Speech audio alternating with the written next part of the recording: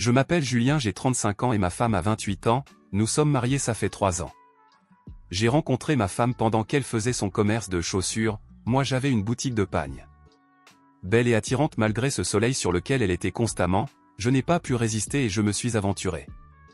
Tout s'est passé simplement et elle était maternelle. Après 3 ans de relation, je lui ai demandé en mariage et elle a accepté. Nous avons fait le mariage et nos deux familles étaient tous présents. 1 an après, elle est tombée enceinte et j'ai eu un problème avec ma boutique au marché car elle a brûlé, alors financièrement c'était difficile mais ma femme était un grand soutien, surtout que grâce à nos économies à deux ma femme avait à présent une boutique de chaussures à elle, au point d'avoir un employé pour l'aider.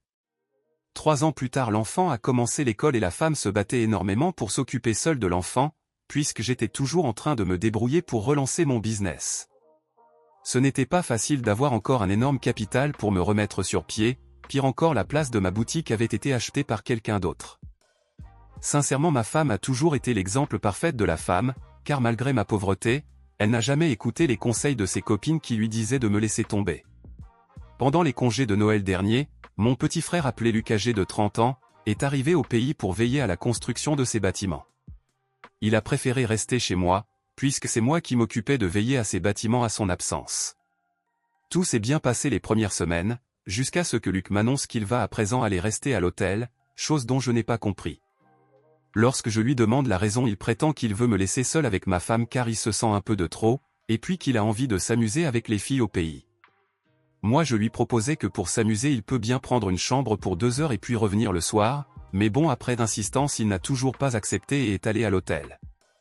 1 semaine après qu'il soit allé de la maison, ma femme refusait à présent que je la touche. En fait elle avait commencé à refuser bien avant, mais c'était régulier après le départ de Luc. Elle commençait à lancer des mots pour m'insulter et me comparer à mon petit frère. Elle me disait à chaque fois que voilà mon petit frère qui construit partout mais moi je ne sais rien faire à part demander qu'on s'amuse la nuit, au point de dire qu'elle n'a pas intérêt à tomber enceinte une seconde fois, tant que ma situation n'a pas encore changé. À chaque fois qu'elle parlait ainsi, je demandais pardon et je promettais de trouver une solution pour résoudre mon problème. Elle me proposait de demander du capital à Luc mais je refusais, je ne voulais pas être l'homme qui a été aidé par son petit frère, à chaque fois que je recevais de l'argent de lui c'était uniquement lorsque je lui avais rendu un service. Depuis son arrivée jusqu'à ce qu'il retourne à l'étranger, il rationnait chaque jour ma femme, même lorsqu'il avait quitté la maison pour l'hôtel. Elle préparait toujours et allait lui donner cela à son hôtel, je ne trouvais aucun inconvénient, et je me disais que c'était juste pour être bien vu dans ma famille.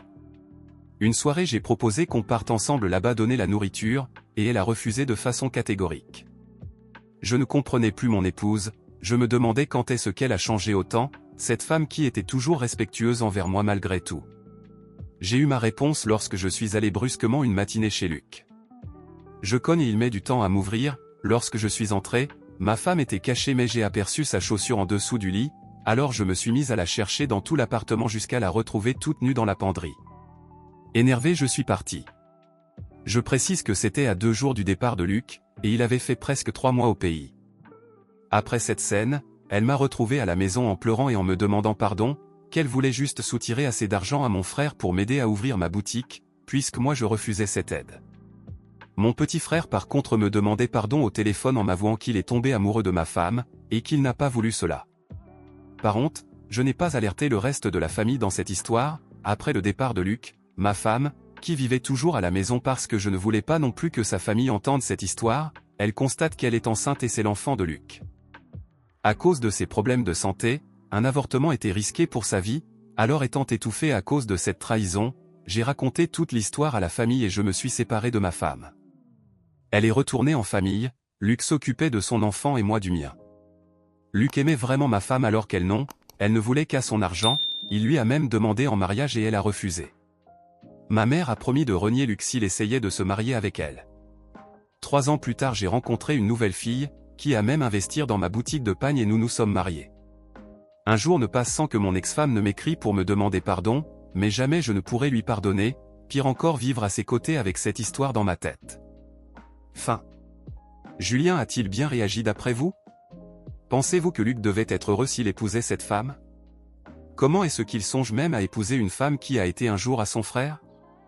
Trouvez-vous que la femme a fait le bon choix de refuser de se marier à Luc? Nous attendons vos avis en commentaire. À la prochaine pour une nouvelle histoire. Surtout n'oubliez pas de vous abonner.